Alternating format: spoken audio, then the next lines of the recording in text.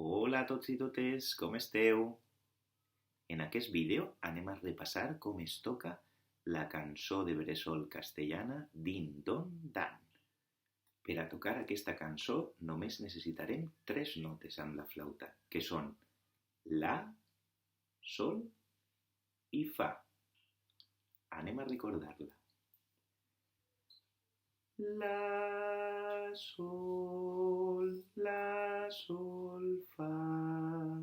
La, sol, la, sol, fa. La, sol, fa. La, sol, la, sol, fa.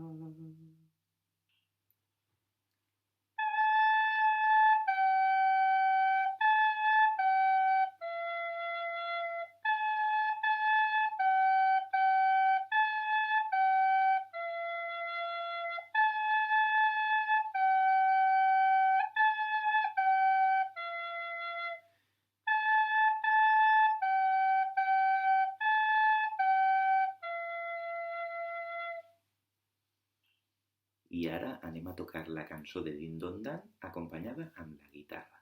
Primer faré una introducció, després tocarem amb la flauta, la cantarem i la tocarem amb la flauta per acabar. Amb la flauta m'acompanyarà la meva filla Mireia i així no estareu soles tocant.